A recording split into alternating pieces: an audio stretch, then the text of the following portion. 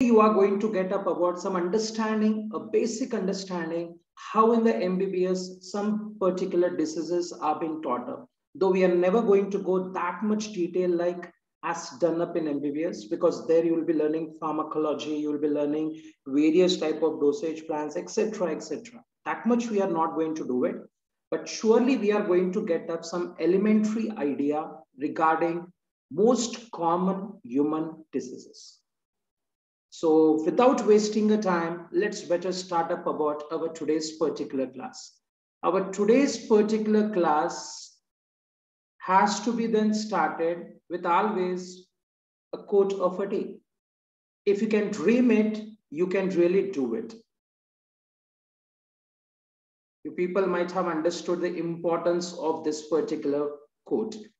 If you really decide that I want to achieve up about the NEET seat with a very proper marks, then that particular passion will carry you up about in a very proper struggle, and surely you are going to get about that seat selections. So if you can dream it, then only you can do it. I can better add it up like this. So let's start up about our today's session. Yesterday, I shown you up about this particular chart. In this chart, I said you that every human being's health is disturbed because of two major problems. One is genetic disorders, another is acquired disorders. Genetic refers to about any gene problem. But we are not interested in that because that is already done in genetics. We are interested in acquired diseases. Means where human being, due to his mistake, he will be taking up these diseases onto him, accidentally or deliberately. They are classified into two types: infectious, non-infectious. Infectious means because of certain pathogens. So pathogenic disease can be contagious, means easily spreads from one person to another, like corona I said, and non-contagious, easily does not spread from one person to another, like AIDS we can add it.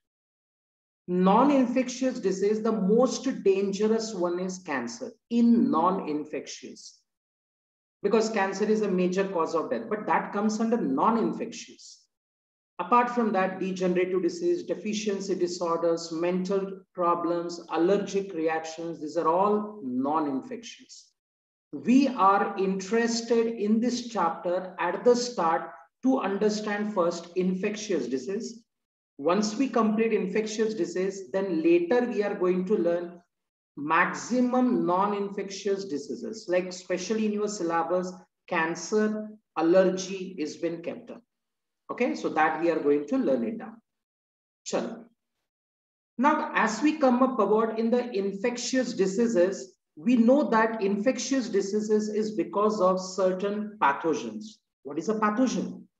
Any particular substance, or I can better say, disease-causing organisms are to be called as pathogens.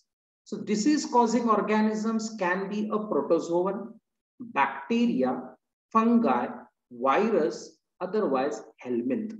Helminth means either platyhelminth or ascalminth. Any one it can be. Human being is exposed to up about this nature. Always we are having up about relationship with this non-living environment, air, water, especially food also. Along with that, certain types of pathogens will enter in our body due to the mistakes what human being commits it, sometimes accidentally also. So today onwards, we shall learn up about, especially I can say today, all the types of diseases pertaining to this, as per given in NCERT, we are going to complete it down. So first I shall start with bacterial diseases, because that is a prokaryotic part. I should start from there. Viruses we shall come later. So let's begin up. What are the major bacterial diseases?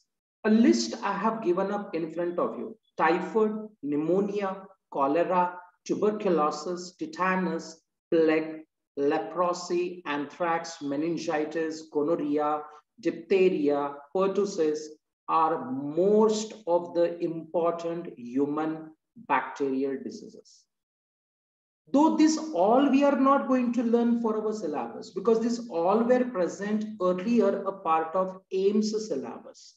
But now AIIMS also has become a part of NEET examination. And for the NEET examination, we are interested mainly in first two bacterial diseases, typhoid and pneumonia. Let's begin down. Take the photograph as soon as I'll be showing it up about to you, okay? And one thing, remember students, the material which has been sent to you today, in that some extra informations are given. Those who do not want to do it, no problems. Really, there is no need. But as an extra information, if anybody wants to read it, you can surely refer in the material, page number 5, where you will get up different types of bacterial diseases, the causative agent, mode of infection, symptoms, vaccines also, which are been given. Okay, so that you can do so. Okay, first slide you want, take it up photograph. Done. Chalo. Let's start with bacterial diseases. The bacterial diseases, as per your syllabus, are of only two, typhoid and pneumonia. First, typhoid. Typhoid is generally called as enteric fever. What does it mean? Usually, it will start up about the infection, especially from the intestine. Intestine is called enteron. So because the infection starts from intestine, from there the fever conditions will begin. Later it spreads to different parts of the body. Hence commonly it is called as enteric fever. Now whenever you are writing the answers in the examination, it may be 1 mark or it may be maximum 3 marks. You have to write in a very systematic manner. Small way, shorter way, and very particular systematically approach you have to give it. How? Whenever a disease is being said, you need to write which pathogen gives it. Second, mode of infection, means how does it come up in the body. You need to say diagnostic test, means how the doctors will identify that this is the same disease. The fourth, you need to write about regarding symptoms. And the fifth one, if required, if available such particular things, then you try to write medications. Is it clear? But the most important thing is what? Causative pathogen, mode of infection. Third one is symptoms. If available, write diagnostic test. If available, say up about the medicines and vaccines. Clear? So coming up to the typhoid. Typhoid is caused by a pathogen named Salmonella typhi. There are certain species called Salmonella typhimurium also. There is also such type of species. This Salmonella typhi is a type of gram-negative bacteria, which is available especially into the water bodies, as well as the same water which is used to prepare the food, in that also it will be available. So how does it spread? How this bacteria comes up into the human body? Whenever a person will be eating a pabot at outside, at the roadsides, where such particular normal water is being taken, means the region directly from the ponds or wells, like without a filtering or without boiling, if that water is used and the food is been prepared, then such particular food contains up about Salmonella typhi spores, otherwise real bacteria itself. And as a result, through that food and water, it enters into the human intestine. Once it enters into the human intestine, now it starts developing over there. And slowly from there, it will enter into the blood. And through the blood to different organs of the body, it starts spreading it. This is how the mode of infection is been taking place. Whenever about this particular pathogen enters into the body, now it starts giving up about the fever conditions. This fever is very high. Between up about 39 degrees to 40 degrees Celsius, a high fever can be noticed. When a person is unable to control the fever, if he approaches a doctor, then doctor looking at this particular symptoms, he always says, let's have a blood test by which we can confirm, is it really typhoid or not? During that time, doctor always writes up about to make a Vidal test, WIDAL. Vidal test is a specialized test which is performed only for confirming a person is having typhoid or not. Okay, we are not going to go detail inside what is there in that Vidal test and other, because that's a pathological thing. Now you will never understand it. But remember, it is always confirmed with a test called Vidal test. Each one is an important question. Take a photograph. I shall be moving up further. The right hand side photograph which is shown is about the Salmonella typhi bacteria which you can see. And it is actually taken a photograph into the intestinal regions itself. Okay. Different, when a different it is, both tests are different. Done? Sure. Let's move further. The first time typhoid had came to understand about, especially because of one of the particular woman who is known as Typhoid Mary today. Her actual name is Mary Mallon. She's called today as Typhoid Mary because she actually was a carrier, or she was the main person to carry up about this disease. Let's have a reading. She was an Irish cook and typhoid carrier who continued to spread the disease for several years through the food she prepared. When the people understood that because of her particular way only this typhoid is getting spreaded, she was being caught up and sent into the jail. During that time, in the newspaper regarding that, the entire news had come. So that cut off particular page I have been shown. There is no need that you have to read each and every line in that, but just remember it. So Mary Mallon, she was a typhoid carrier and she continued to spread this disease for several years through the food she was preparing at different areas. Hence, she has been regarded as Typhoid Mary.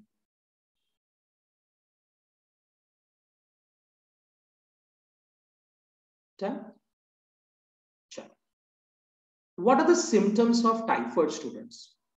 The symptoms of typhoid are a constant high fever, 38 degrees Celsius to maximum 40 degrees Celsius. It's a very high fever, students. Because of the fever, you can understand that whenever a fever is there, the enzymatic process goes on decreasing. Remember, enzymes will work the best at a given temperature. Above and below to that 37 degrees Celsius, the enzymatic activity decreases. So whenever a person will suffer with the typhoid due to the high fever, the enzymatic rate decreases.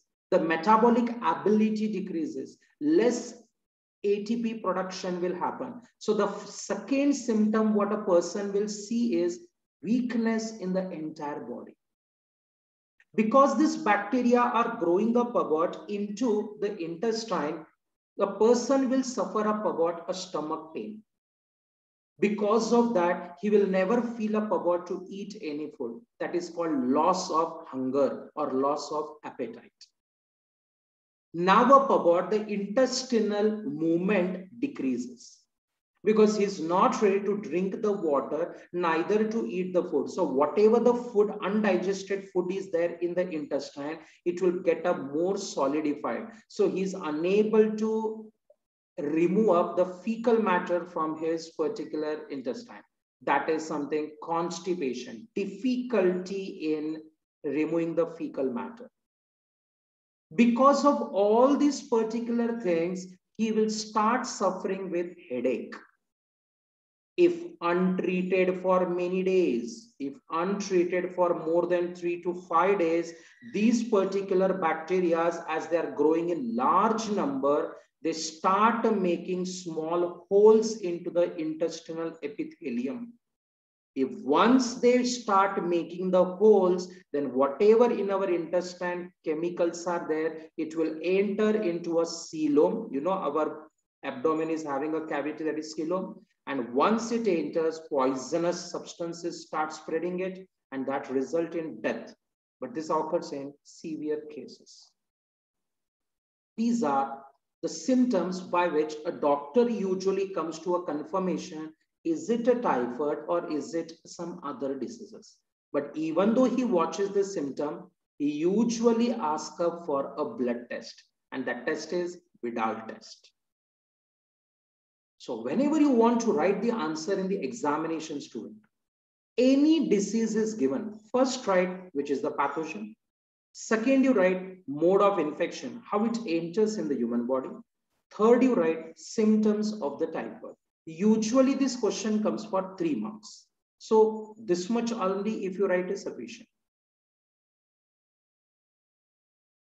Okay, there is one of the student who has been asking up, sir, if Mary Mellon was a carrier of typhoid, how did she survive for many years? See, the answer for this was that typhoid which is there is caused by pathogens like Salmonella typhi. But actually, there are of many strains of Salmonella typhi. One gives complete typhoid, which comes very aggressively. If a person survives, it's good. Otherwise, what he may die. But there is another strain which gives half typhoid, which is called paratyphoid. Paratyphoids again are of further 2 types. So I feel that she may be a carrier for paratyphoid, through which she can stay with that pathogen for a longer period of time. That doesn't kill up about any persons. Okay, and which may be up about later resulted into a typhoid-like strain. That is a possibility. Done?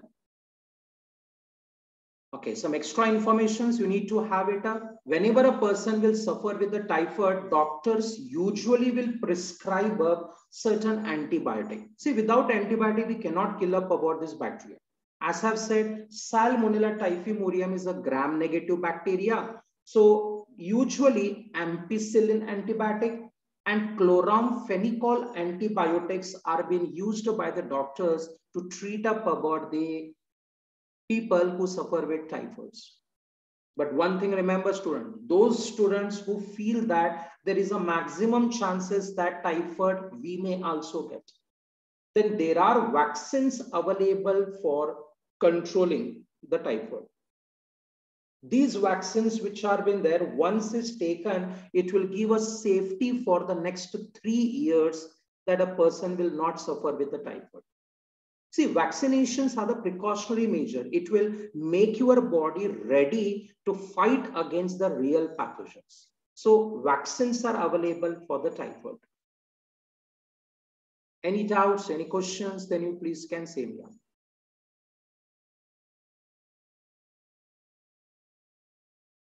Because I had shown you the photograph. In that photograph only everything was available.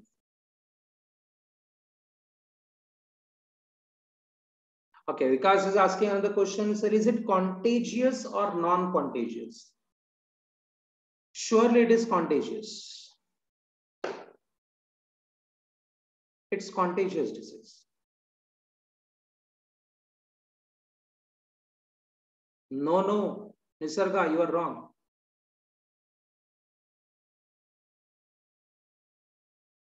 The vaccine which is available for the typhoid, no, it is called TAB vaccine, T-A-B, capital T-A-B. It is called TAB vaccine. Okay, so that name, if you say, then doctors usually will be giving it up.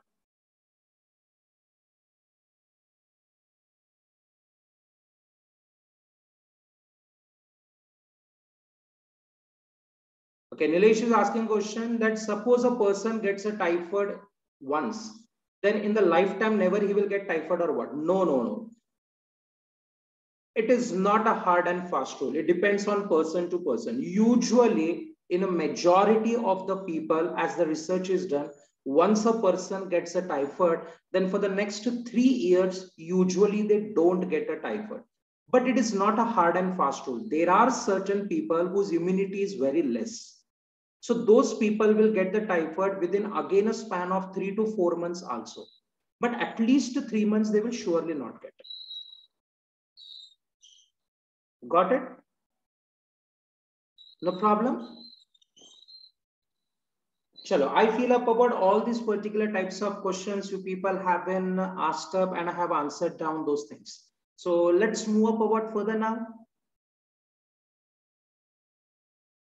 Sakshant is asking a question, sir, whether a typhoid person will lose his taste or what? See, taste is lost because of the medicines which have been taken.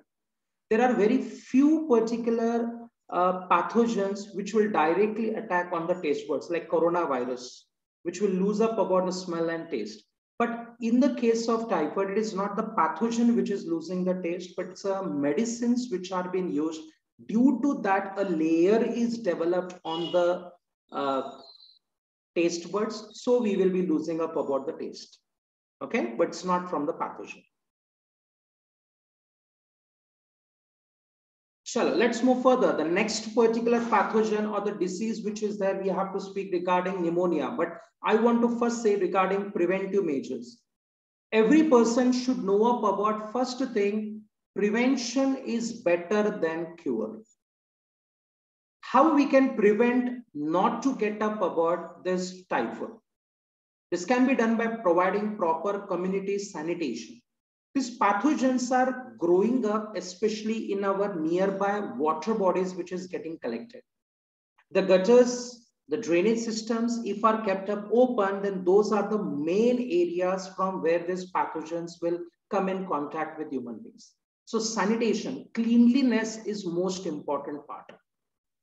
Supplying screened pure drinking water. At least now the government has been taken very proper steps for many years and clean water supply are being given. But still a precautionary measure, even though it has been given, it should be remembered that better is you can filter it once again in the house. If there is no filtration unit, boil the water for 20 minutes continuously in boiling condition for 20 minutes. So if any pathogens are there, will undergo a death. Then cool it and drink. Providing hygienic food free from the flies. Hence, it is always said, once you prepare the food, fresh only you try to consume it.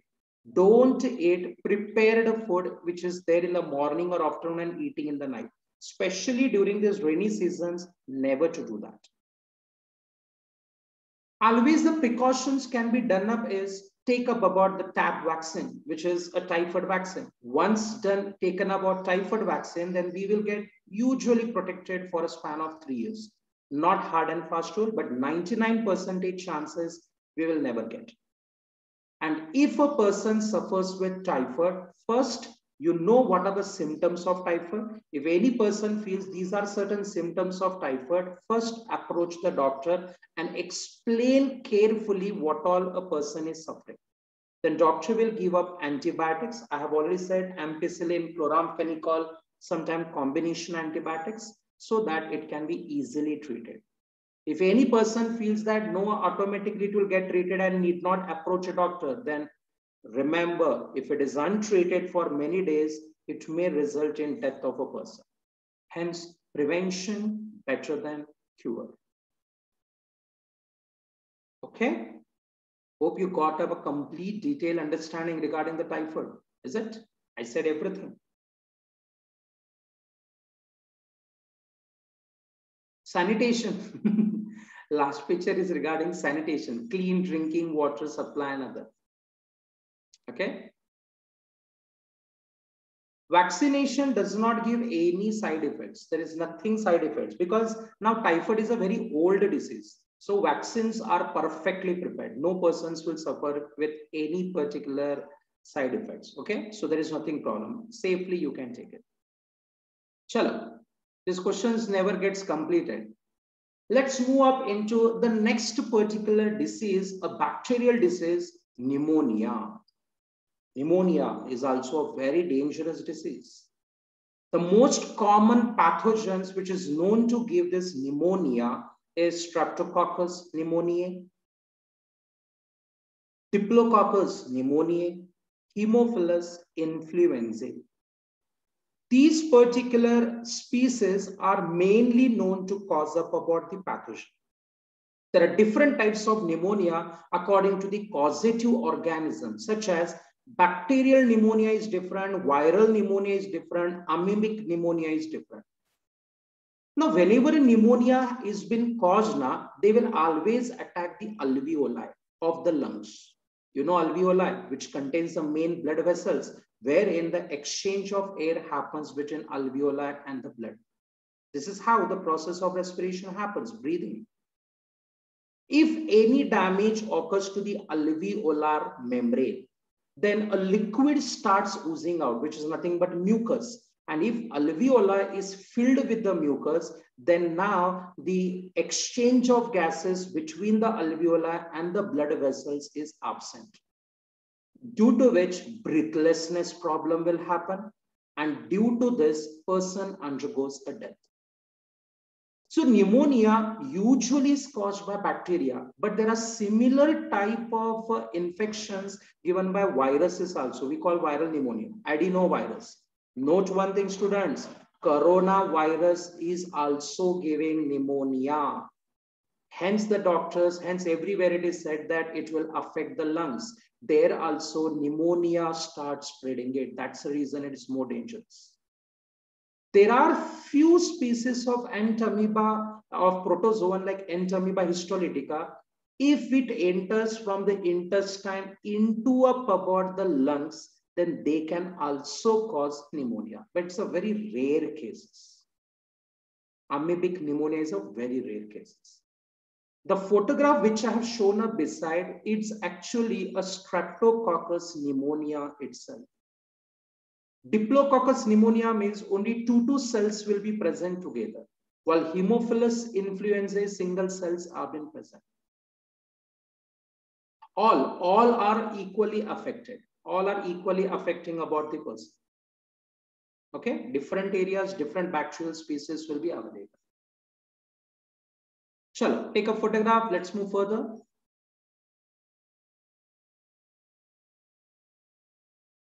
So causative pathogen we have understood. Mode of infection. How does a person gets this pneumonia? It occurs through the sputum. Sputum means phalgm, mucus, means whenever a person will be coughing or sneezing, the mucus droplets will be coming in the air. Na? That is called as sputum or phalgm. So any patient who is suffering with the pneumonia, if he coughs, if he sneezes, from his mouth or the nose, the droplets, mucus droplets will be coming. Either a person has directly inhaled those particles. Otherwise, imagine a person is been traveling up about in a bus, in an auto, in a taxi, and he has sneezed up or cough over there. Those particles, if are coming in contact with a normal person, and if he touches his own body parts without washing the hands, then there are maximum chances that this sputum containing the bacteria will enter in his body. It is having the same method of infection what we are having to say for the coronavirus. But the only difference is, unless and until the sputum particle does not enter, a person never gets pneumonia. But it is not the case with corona. Corona, even up about they are very less, it will enter very easily. Hence, it's highly transmissible corona, but not that much in the case of pneumonia. So sharing up about the stationary items commonly, like a person was suffering with pneumonia, he has sneezed and he has just wiped up his nose or the mouth. And the same thing, if he has touched up some pen, mouse or any computer parts, and if later a normal person comes and sits with unknowingly, he will also touch those same parts without washing. If he has some food, etc., surely he or she will get about these infections. Got it? This is mode of infection. So no mosquitoes, nothing, directly infected. Hence, it's also more dangerous. Hence, we call contagious. It's also very infectious. What are the symptoms? Whenever a person gets this, what are the main symptoms been seen? Fever, very high fever. Cough, continuous coughing. The reason behind the coughing is, if you can see up about the diagram which is given there, at the top, I have shown you up about the alveoli, which is magnified. In this alveoli, if this bacteria starts increasing in number, automatically over there, the mucus increases. So below a X-ray scanned photograph has been shown where up about more whitish area, not the central one, that is the heart. But other areas at the top left, you can see up there is a whitish zone which has been developed. Those are the regions where pneumonia has been developed, means liquid is getting up collected. Because of this, he is feeling breathlessness, and due to that, he is getting cough. Many times he will suffer with much colder, he will be shivering, that is called chills, and that time fever again increases. Headache, he will be getting it. Alveoli starts getting filled with the worn out cells, dead cells. Worn out means dead cells of alveoli. WBC, and thus fluid will start collecting into the alveoli. This decreases respiratory efficiency, means whatever up about this alveoli volume is there, each alveolar volume is filled with the liquid, due to which oxygen and carbon dioxide exchange is avoided. As a result of which, due to less oxygen concentration in the blood, there will be graying or bluish color seen in the entire body or the skin, which starting we can see on the lips, on the fingers, and later on the entire body part, which comes to understand that he is now having a very severe pneumonia and now surviving becomes difficult. This bluish colored appearances is called cyanosis. These are the symptoms. If untreated within 3 days of the infection, the person may die also. So what are the symptoms? You have to very properly see them. See, most of the diseases will have few symptoms common. So it becomes very difficult for a doctor also to identify just looking at the patient. Hence, doctor will do up about certain tests, pathological tests. Chills, I said, na, shivering. Thand, what we say. He will be feeling much cold. So he will be shivering. That is called chills.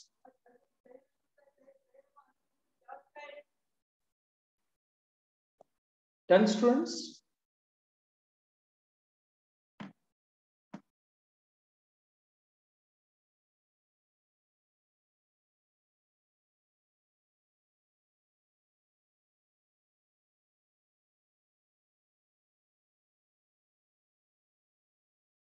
Chalo.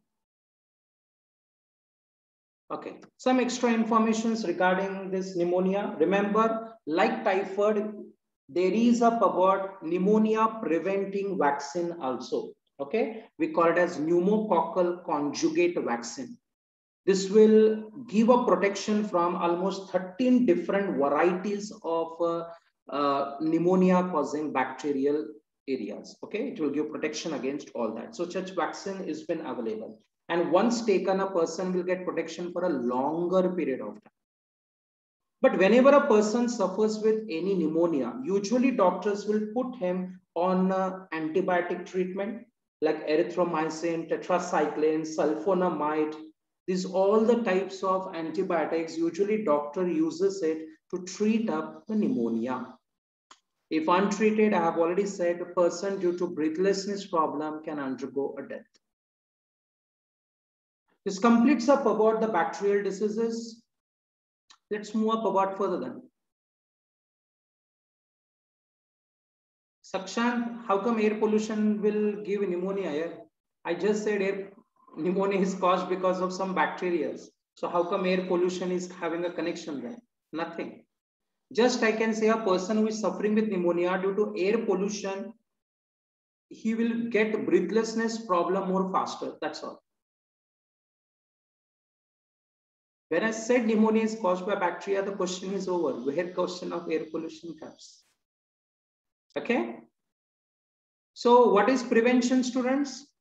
Keeping clean. Better is about wear the mask usually so that any person sneezes, coughs up, that will never come.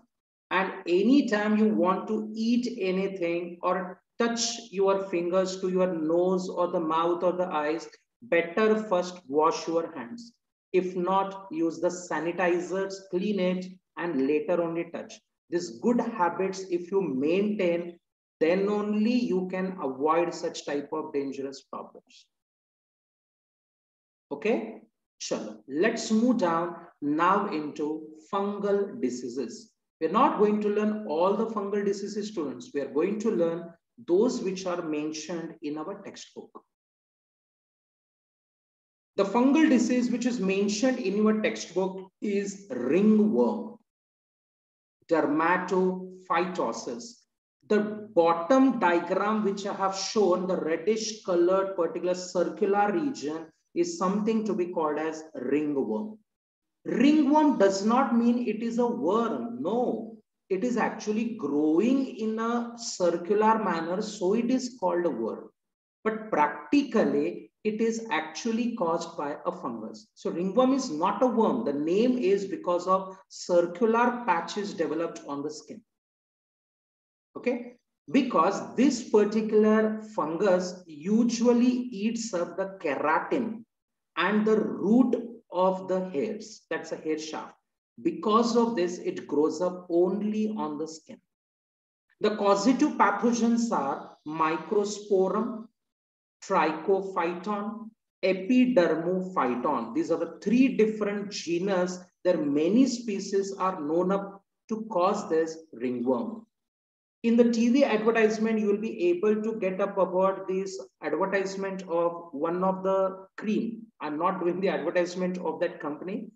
You can hear up about certain creams where they will say it will cure the dag, yes, itch guard, that is. So ring guard, itch guard, you know, all these things. These are actually being used up to treat this because those creams contains fungicides, means which kills up about the funguses like this. You have taken the photograph, students? I have given up about the three photographs at the top, where first photograph, left hand side at the top is Microsporum, right hand side is Trichophyton, and the middle one which is there is Epidermophyton. Need not, but just you need to know okay, how they look, how they grow. Microscopic examination it is. But on the skin, how does it look? We can see it. Mode of infections. I have shown up about the symptoms, how it is coming up. The mode of infection first. How did it come? Ringworms are generally acquired from contact with soil, because in the soil, this funguses may be there. So whenever we are playing up into the soil, maybe from there it has come up in our skin. Or maybe a person was suffering with this particular problem. So whichever towel or the clothes he had used it, if we use the same, then those infections comes up on our skin also. Even the comb which he uses, because usually a person when he gets itching with the use of comb, he will be just itching up about those areas. He'll be brushing that. So usage of the same combs also can cause it. Hence it's always said, never use any other person's towels, clothes, and items. Maybe it may be your parents, it may be your sisters or brothers. Never. That is how we can avoid our diseases to spread to them or their diseases not to come to our body. Okay, prevention better than cure. You can see it about the photographs I have shown. What happens? Reddish skin will be developed when many patches are developed. Continuous itching will be there. Blisters, that area will start swelling. Wherever you will be feeling about reddish, that will start swelling. So that will develop ring-shaped patches. Sometimes it will occur on the head also. Then about that area, the hair loss is been seen. Hair loss. Thick or discolored fingernails, not the way they have shown, but coloration will change. Cracking fingernails will be there. Surely, as Shafi is saying it up, this diseases spreads at that areas on our body where more moisture will be there. Wetness is there, like armpits, you know, the gap that is up about between the hands which will join up our main body part, that's the armpits, or toward genital organs, neck area, because these regions are usually having some wetness. So this is a favorable atmosphere for the growth of funguses. So what are the symptoms? Dry and scaly lesions on skin, nails, and scalp. Scaly means skin-like. Lesions means reddish colored regions, burnt-like. Lesions are always accompanied by intense itching. Continuous person will be doing an itching. Heat and moisture usually helps to thrive in skin folds such as those in the groin. Groin means the genital organs area, between the two legs, the regions where more moisture will be there, or between the fingers also, toes. Between two fingers, the gap which is there, that particular gap also contains wetness. There also, these lesions can be developed. Even neck region also. These are the main symptoms.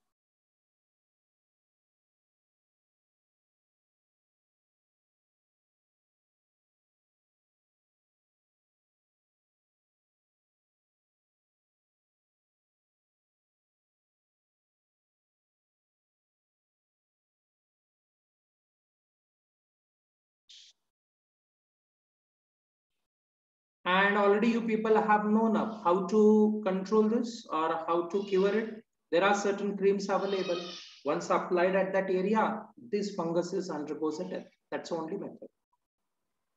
There is no vaccines required for this because it's a very simple one. It can go. Yes, Rajshekhar. Rajshekhar is saying, sir, dandruff is a fungus. Yes, surely, dandruff is a fungus.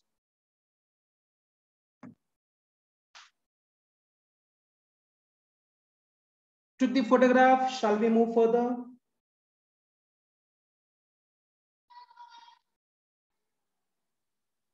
There are many medicines available, yeah.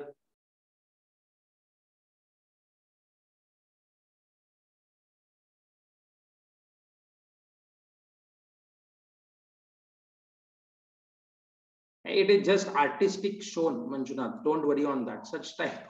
It is just shown to say that the nails are because of some fungal area, some coloration is changed. Just to show it's an artistic thing. Not such growth will happen. Okay. Chal, let's move further. Viral diseases. We have learned so far bacterial, one fungal disease as per your syllabus. And now we are heading up with the viral diseases. Most common viral disease, common cold, polio, viral hepatitis, chikungunya, dengue, measles, smallpox, chickenpox, mumps, viral pneumonia, rubella, yellow fever. Yellow fever is also a type of hepatitis. SARS, very dangerous. COVID-19, okay, that I have to add it. How come we can forget it? Because of that, we are away. That's so much disturbance. Swine flu, genital warts, etc. Yeah. There are many viral diseases. I forgot here one more, AIDS. Is it? AIDS also should have been a part of this particular session. So you can add the AIDS also over there. These are some of the viral diseases usually known to occur to the human beings. Take a photograph. Let's move further. To have a more understanding regarding different diseases and their viruses, you can refer page number 6 of the material which college has provided to you. But your syllabus is not going to teach or carry you in all these diseases. We are going to learn mainly common cold. We are going to learn regarding HIV and AIDS. Only that much. Other things we are not going to study that, because if you start studying each and every diseases, then MBBS completes here only, is it? So it's actually very controlled syllabus the government has been kept, and that's good. Common cold. Usually we suffer with some of the particular common cold. Common cold means usually we get up certain cold and cough. That's common cold. Causative pathogen. It's caused by a group of viruses called rhinoviruses. They are a type of coronavirus only, students. But don't say, sir, then how come it is not causing the COVID? Array, corona means what, students? A virus having a special layer on the surface, having some knob-like structures. That particular structure is called corona. The appearance is corona. It's not the real coronavirus which is giving the COVID. Okay, there are many viral diseases which is having a shape like corona. Okay, so don't mistake it. Rhinoviruses means the largest viruses known to human being. Yes, common cold is caused by the largest viruses available in this nature, which is called rhinoviruses.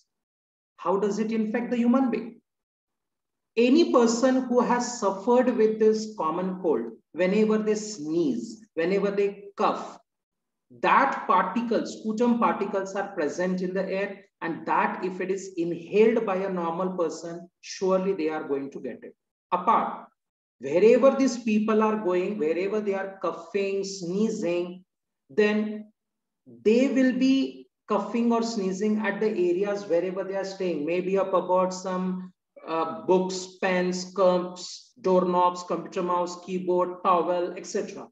If any normal person uses the same substances, then they also will get up this common cold. All these substances are commonly called in medical terms fomites. So it can transmit through fomites also. Fomites means everyday usable substances. Okay, these are the same particular mode of infection by which COVID-19 also disease is spreading it, because it's a common method of transmission of any coronaviruses.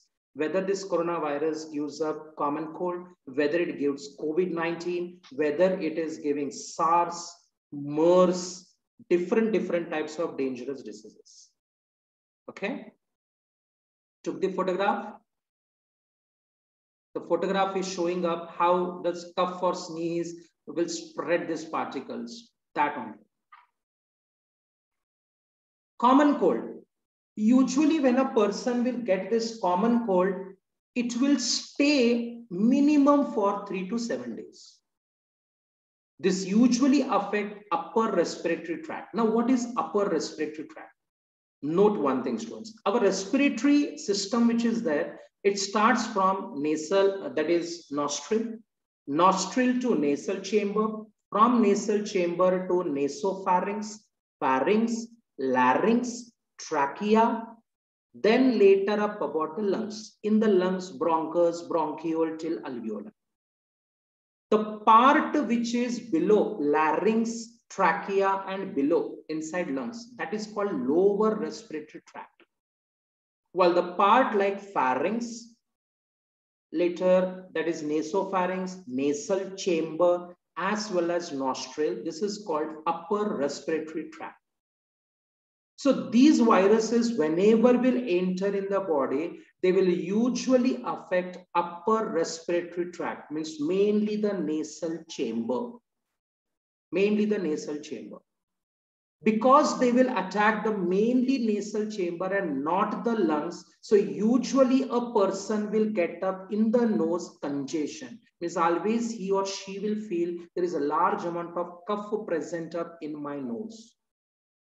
Because of this, their sound will get changed. So see, whenever a person is suffering with common cold, their sound will be changed. Because whenever we speak, the sound will echo in our nasal chamber called sinuses. If that sinuses are filled with the cough, then now echo is not produced. So our sound will get changed. This nasal congestion will start releasing more and more mucus. Because their pathogens were there. To kill that pathogen, mucus is been secreted by our cells only. And this discharge will start coming down from our nose. So running nose is the first symptom that to understand a person is suffering with common cold. Sore throat. Whenever a person has got this common cold, his pharynx area continuously itching is been there. That is called sore throat. Then hoarseness, that is what I said, sound getting changed, heavy sound will be coming. Coughing will be there because the body is saying that remove these particles from my particular respiratory passage. So cough will be coming. See, coughing and mucus secretion is the characters, is the process given by our body to remove the pathogen.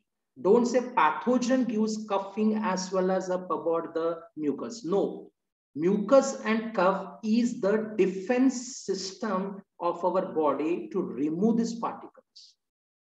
Because the nasal congestion is there, heaviness happens that develops the pressure towards the eye and from there towards the brain. Hence, a person always is experiencing headache whenever common cold is there. These all particular things can make a mild fever also, and that develops tiredness. Hence, a person you see whenever is suffering with this common cold, usually they will feel less of energy, restlessness. That's common symptoms. But remember, these viruses stays in the body maximum for 7 days. It is not dangerous. It's really not dangerous. Even if a person suffers with this, and even if they don't approach the doctor, and just every day when they are suffering with this, they take up about the steam inhalation, water boiling and taking about the inhalation. And if they do hot water gargling without taking any medicines also, then within 3 to 7 days, you will get all right. The reason is within these 3 to 7 days, our body's best defense system will be developed and it will kill these viruses. There is not a single rhinovirus students available in this nature. There are hundreds of varieties of rhinoviruses. So every time when a person suffers with a common cold, it may be because of a different variety rhinovirus only. Okay, because once our body will kill a rhinoviruses, it will keep the memory. It will identify that next time if the same virus comes, I will kill it. And at least it will give us safety for 1 year. Any coronaviruses when affects the human being, usually body's defense system will be developed for a span of maximum 1 year. Okay, and so also with common cold. Then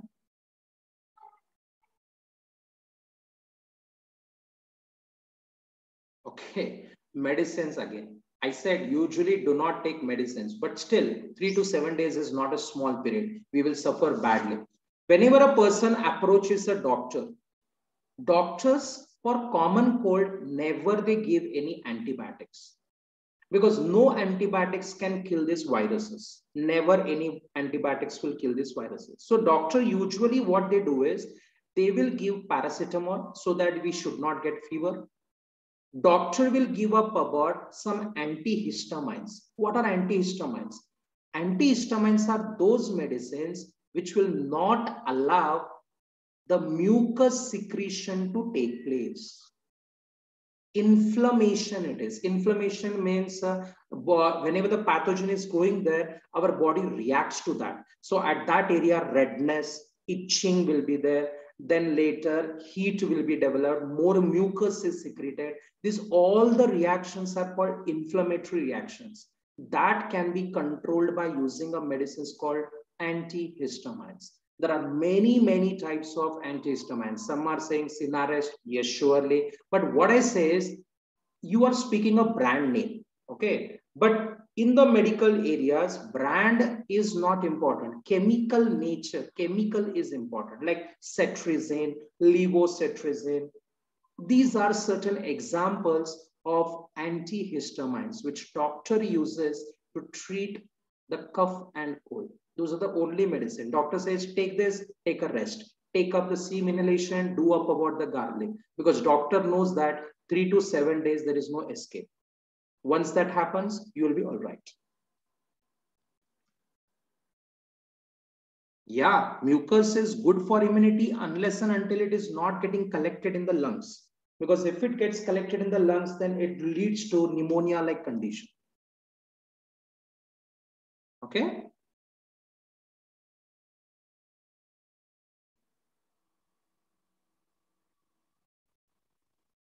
Yes, Vikas, very surely.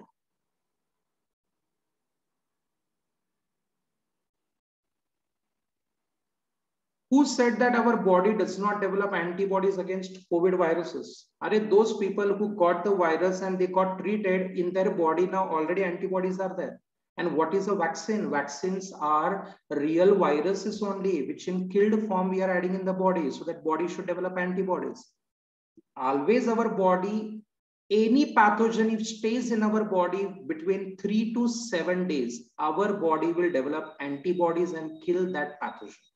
That remember it. Okay. So if you ask me the questions of whether for common cold, do we have vaccines? No vaccines available. Because it usually are so many varieties and always mutations are occurring of these viruses in the nature. We cannot develop about vaccines for each and every strain. Okay. So there is no vaccines available and it is not dangerous, right? So there is no need. Let's move further. Sure. Helminthic diseases. Helminths means Askelmins, phylum Askelmin and phylum Platyhelminths. In the Platyhelminths, you people have learned in the first year something like tapeworm. You have learned up about the liver fluke are some of the examples. And in the Askelmins like Ascaris, lumbricoids, Vocaria, Bancrofti, Ankylostoma, Duodenale, are some of the examples which are usually known to cause the diseases to the human beings. So in your textbook regarding all these types of helminths are mentioned in the page number 11, which you can please go through for extra information. Otherwise, you need not study. I feel need not study. Let's learn one by one. Helminthic disease. The first one is Ascariasis. As the name suggests, the causative pathogen is Ascaris lumbricoides. I have said to you, whenever you are writing a disease, you should know which is the pathogen, mode of infection, symptoms. Main 3 points you have to do perfect. Ascaris lumbricoides is also called roundworm. Is it? The diagram you can see beside, where in the first year you people have learned usually up about the males and females are different looking, sexual dimorphism present. The female is longer than the male. In the male posterior part, the bottom part is slightly curved. All these things you have learned it. Chalo. It is an intestinal endoparasite. It usually stays up in the intestines. Mode of infection. How did it enter human being? From contaminated vegetables, means those vegetables which were having the larvae the spores of this or the ascariasis into that vegetables, fruits, or water which were having the eggs of this particular ascariasis, which were excreted by an earlier person who was infected. Because from an infected person, suppose if the person goes for a fecal removal at the pond area, lake area, river areas, and if those water are directly consumed from another person, usually it happens because drainage water and other is usually directly added in the river system. So those particular pathogens from the water bodies will enter into the human body. Either vegetables or fruits are washed up in that water, so it has come, or directly that water without boiling, we are consuming it up, or directly we are using to prepare certain foods, juices, then surely it will enter. What are the symptoms of this ascariasis? If a person suffers with this, what usually he or she will be seeing the symptoms? These eggs or directly the ascariasis will enter into the intestine and will start clinging, attaching to the intestinal wall from inside and starts deriving the nourishment. Due to which our lower abdomen will suffer with the cramps, like severe pain will be there, which you call abdominal pain. And we feel it is coming from inside somewhere. Indigestion. Anytime we eat the food, proper digestion is not occurring. The reason behind that is when it is clinging to the intestine, proper enzymes are not secreted by our intestine. Second, our intestine villi contains large amount of good bacteria present in our intestine. Yes, our intestine contains many funguses and bacteria naturally present in our intestine.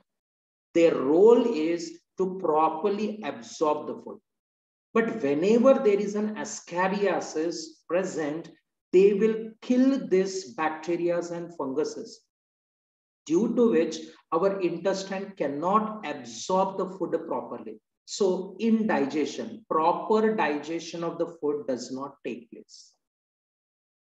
If it is not treated at this stage, then this Ascariasis number will increase. They are very fast reproducing. If their number increases, many Ascariasis will start clinging to the inner wall, and due to which competition starts between other Ascariasis, and they will start drilling. They will start making the holes in the intestinal epithelium, due to which blood will start oozing out, because you know our intestinal epithelium contains blood vessels, so blood will start coming. This is called internal bleeding, then becomes very dangerous. Person will feel now muscular pain, muscle pain, fever will be there. Because of internal bleeding, anemia will be there, less amount of blood or less amount of RBC. Due to this, person will feel a vomiting like sensation, because he will always feel fullness, because so many worms are there. He will feel not to eat any food because that indigestion is there now. So body is saying that enough amount is there, are so much in the intestine.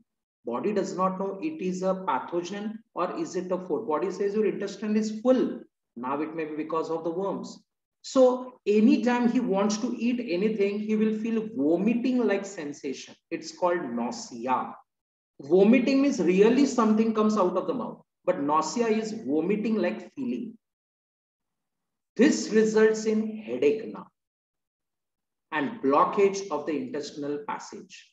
If untreated, then very soon it will lose the hunger, and due to internal bleeding, person may undergo a death. Hence, it is always said the time a person sees 1 or 2 days certain symptoms, and if the symptoms are increasing, means the severity of the symptom is increasing, first approach the doctor to avoid any further complications. This is everything regarding Ascariasis.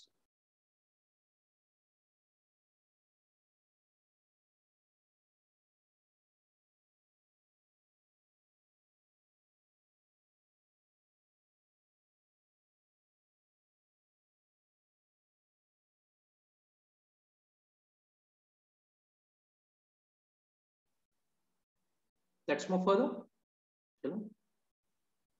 The next, Santosh, I already said what is nausea. Don't speak again and again.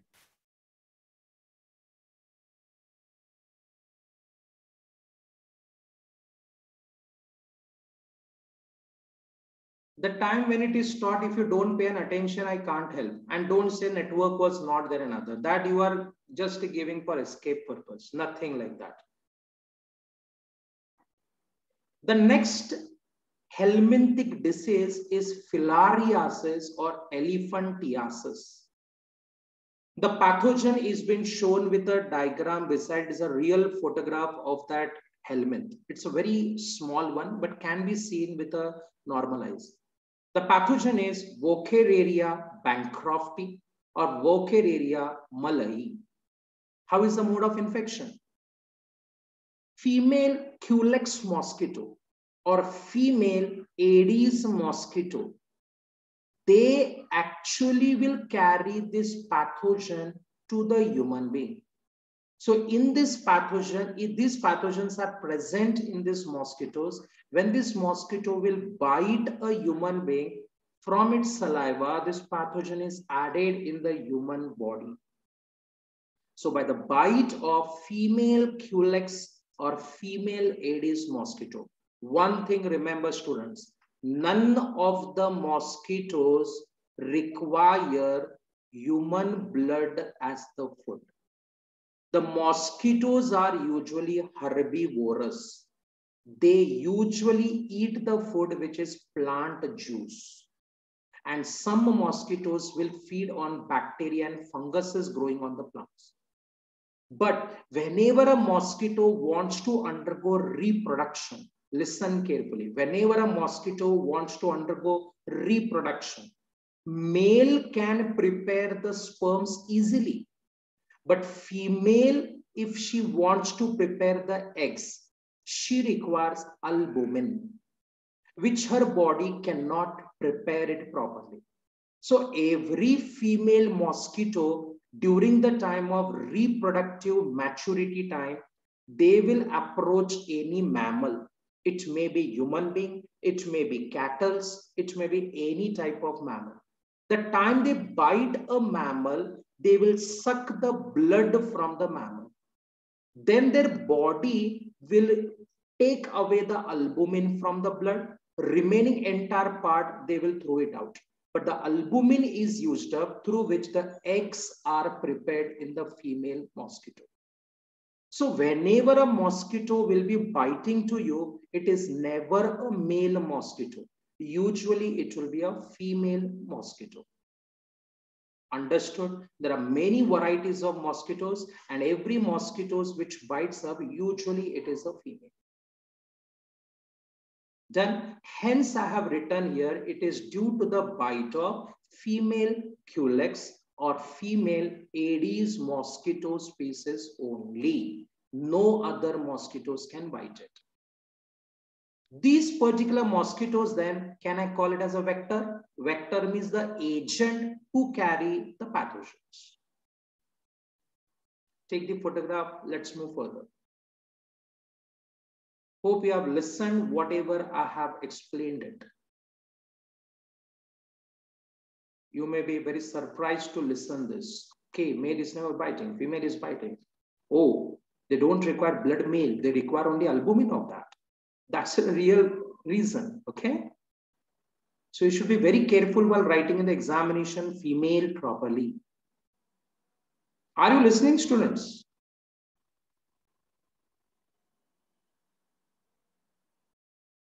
Okay, chalo, let's move further. This is actually a pabord.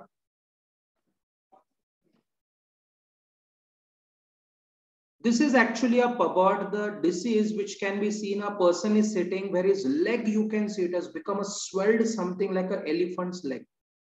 This is the dangerous disease called as elephantiasis. What are the symptoms when a person gets this? Headache, fever in mild cases, mental depression is there because his leg is looking like this. Inflammation of the organs in which this filarial worm is been staying it. Inflammation means swelling. Due to this swelling, there is a blockage of lymphatic vessels of lower limbs, which results in a swelling of the leg, the way the photograph is being shown.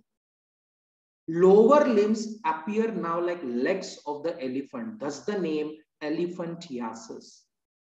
If untreated, the worms will start traveling up upward further and they may affect genital organs also, which result in sterility, deformation of the person.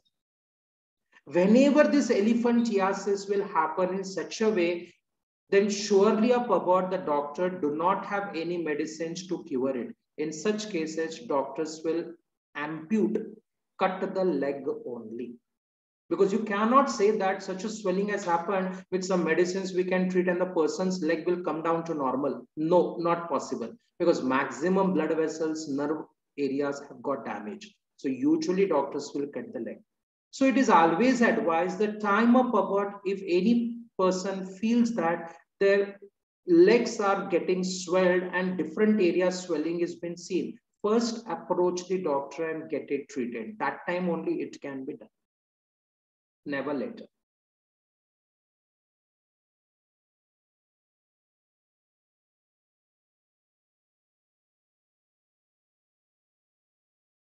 Hari has asked the question, if male mosquito does not bite, then how they survive? I have clearly explained now.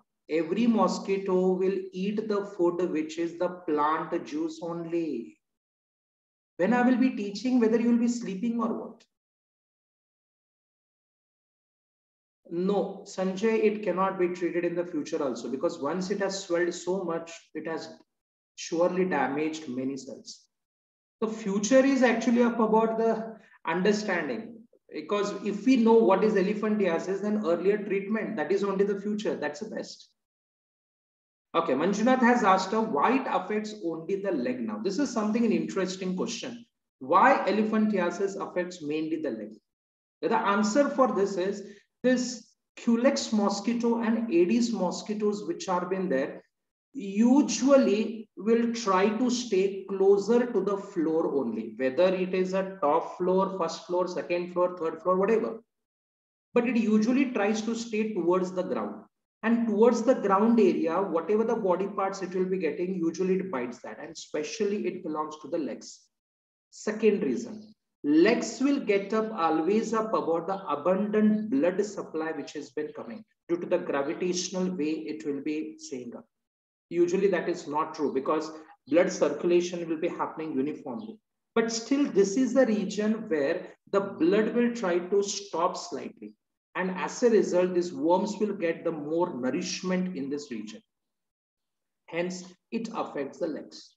It does not mean that it does not affect other body part. No, no, never like that. There are rare cases where it will affect genital organs. It might have entered in the abdomen. Sometimes it has reached up towards the neck region also. There also it will do the same role.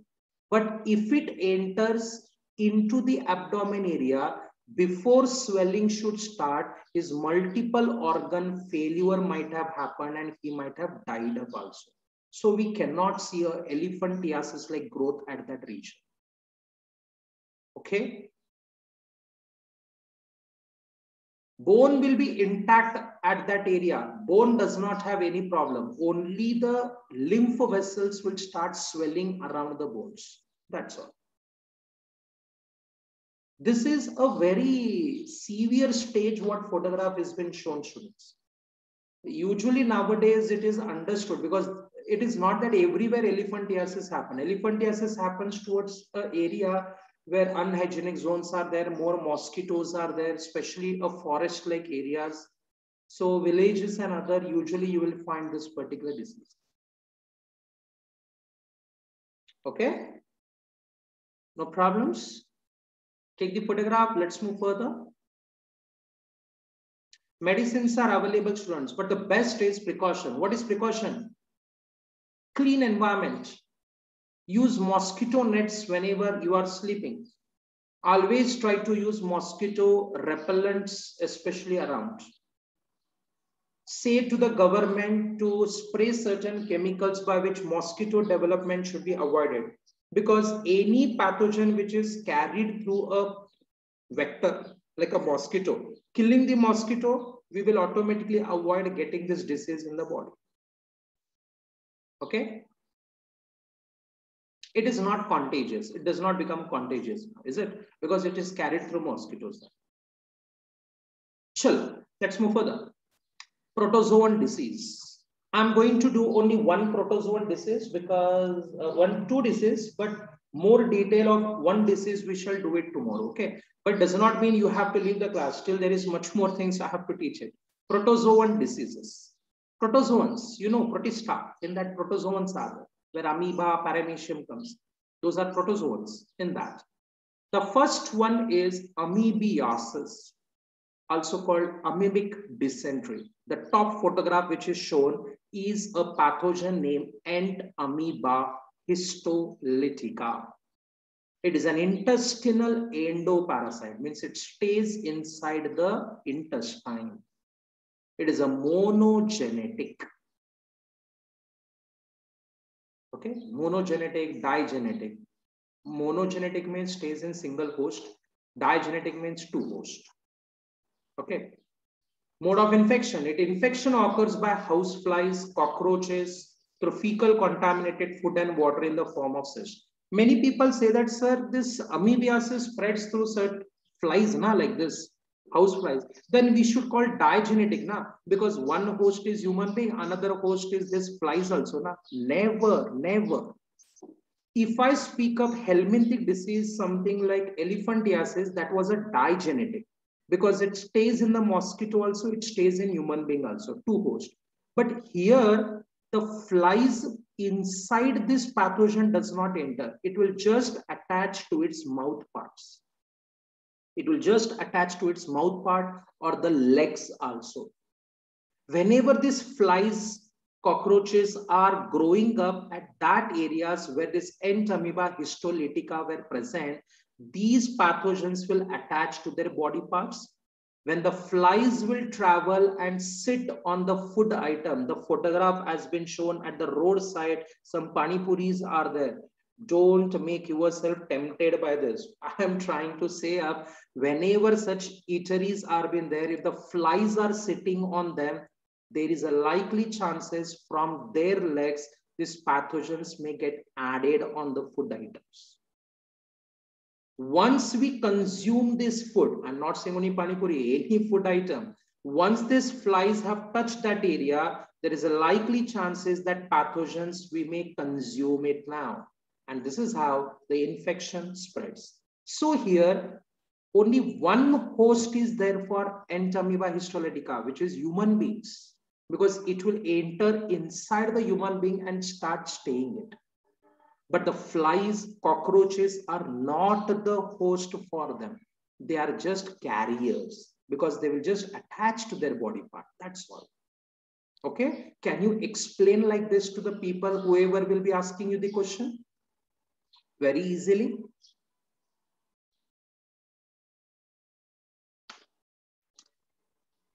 Then you'll be able to make understand now. Digenetic means two hosts. This is not a two host. It is just attaching and going. Chalo, mode of infection. Infection occurs by houseflies, cockroaches. Otherwise, the water bodies where directly drainage water was been added. Then any person in the city who might have suffered with this amoebiasis, through the drainage, its fecal matter might have added into the water bodies. And some people might have used that water to prepare the food items. In that water, cysts are there. Cyst means a small larval like stages or a single cell spore like structure, means hard resistant coated structure is there. That is called cyst. The cyst, when it is present, it is having 4 nuclei, tetranucleate stage, which is the infective stage. When we people will consume this particular infected, contaminated food and water, this cyst will enter in our intestine, and in our intestine, trypsin enzyme is there. It's a protein digesting enzyme. It will break down this cyst, and as a result of which, this small entamoeba will be coming outside. As this entamoeba will come outside, they will travel from the small intestine in the large intestine. And now in the large intestine, their number goes on increasing. I repeat the thing. Contaminated food and water contains hard resistant structure, which is a single cell, but having 4 nuclei within. That is called tetranucleate cyst. It has traveled through the contaminated food and water. As we consume it, it will enter through our mouth, through stomach into small intestine. In our small intestine, naturally, we have protein digesting enzyme called trypsin. This trypsin will break the cyst, due to which the young ones will come out. And they will travel from small intestine to large intestine along with the food. And in the large intestine, they will start developing colonies. Okay, this is how the mode of infection. Took the photograph.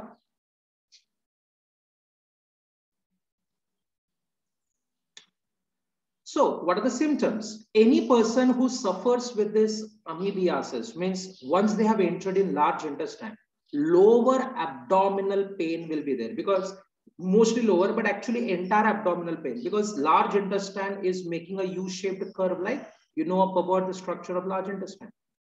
And whenever abdominal pain is there, a person never feels to eat anything. So now about solidified, undigested food will stay in the large intestine. So there is a difficulty in removing the fecal matter sometimes. Constipation. Yeah, an interesting question is asked by Chinmay. Sir, when they were fasting, stomach will not kill these pathogens or what? Okay. See here, cyst wall which is there is a hard resistant covering. The HCl of our stomach cannot break down it. It requires protein digesting enzymes. And that first time it came across in the intestine only. That was a trypsin. Hence, stomach cannot kill the cyst. Clear? Okay, Chinmay? Chalo. So person will feel a lower abdominal pain. He will feel tightness into the lower abdomen, which is called cramps. Once this will happen, then surely these pathogens will start making up about large amount of undigested food to push it further. Stool means fecal matter. Large amount of fecal matter will start coming out. But remember, students, it will be associated with mucus and blood stains. Reason is, if this stays in the body for a span of 1 to 2 weeks, yes, 1 to 2 weeks, then it will start making the holes into the intestine, due to which blood discharge happens in the intestine cavity, and whatever the fecal matter is there, it will be having the blood clots in that. Many times, extra information I'm saying, many times people will suffer with dysentery-like problem. And we usually say it is an amoebic dysentery only. No. If a person gets in a single day more than 4 times fecal matter coming out, means 4 times, more than 4 times we are going it for toiletries, it means that we may suffer with dysentery. But 98% of the times a person will suffer with diarrhea. What is that diarrhea? Diarrhea is passage of the fecal matter, but it will not have blood clot into that. It will not have blood clot. The diarrhea is because of certain viral diseases. But here dysentery, when we say, it is also passing of fecal matter, but associated with blood and mucus into that. This is how you have to classify a person is suffering with a dysentery or a person is suffering with a diarrhea. I repeat, diarrhea means continuous passage of the fecal matter more than 4 times in a day, but without blood in the fecal matter. Liquid type of fecal matter only will come out, okay? And that is not without the blood. That is called diarrhea. Okay, this usually happens. But if any person passes up about his fecal matter, which contains blood and mucus into that, it means it is not a diarrhea. It is amoebic dysentery. Then first they have to approach the doctor to get it treated. Antibiotic treatments are there to treat it. Prevention. It can be controlled by hygienic conditions. Same thing, typhoid and others, whatever we say, hygienic condition. Prevent yourself eating at the roadsides, especially at that hotels and areas wherein you will see more flies are moving up. Don't get tempted by the food that so many days happened and other. No, it may be dangerous. So prevent eating of contaminated food, water, fruits, vegetables. Maintain proper sanitation. Even if you want to eat it, then bring it at the house. Those fruits if are there or vegetables are there, then thoroughly clean it, keep in the salty water for a maximum time. After cleaning, you can consume. And if it is any food, bring it to the house, cook it properly again. Let this particular cyst undergo a death due to a high temperature. Then after that, if you are having, it's good. If it is a water, filter it. Otherwise, boil the water for 20 minutes continuously, cool it, and then you can drink.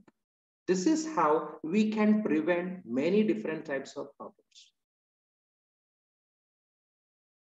Pradeep, if stool color is black, the fecal matter is black, that's one of the type of constipation. Okay, it's a constipation. Constipation does not happen with only amoebic dysentery. Earlier also we have said constipation. It can happen with some problems in our enzymatic process also.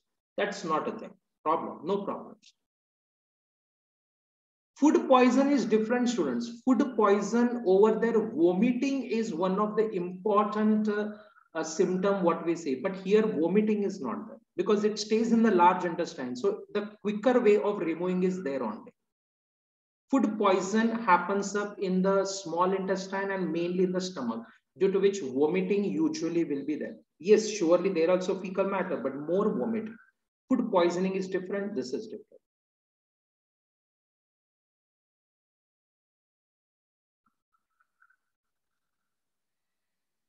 Okay, no problems. Hope you have learned up everything. Okay, this is the tomorrow's class now that we have to learn. So till here I wanted to teach for the today's class. Tomorrow we are going to learn only one disease, students, only one disease in a detail, which is malaria. Much detail is present and you will love it the way the class will be conducted. Okay, till then study well, refer the notes whatever I have said. Hope you people might have enjoyed the today's particular class. Read the NCERT line by line, make up your notes. It is a prepared notes only whatever I have given, and please try to solve the MCQs from your material which has been sent to you. Okay, practice it about that. Till then, thank you. Bye bye.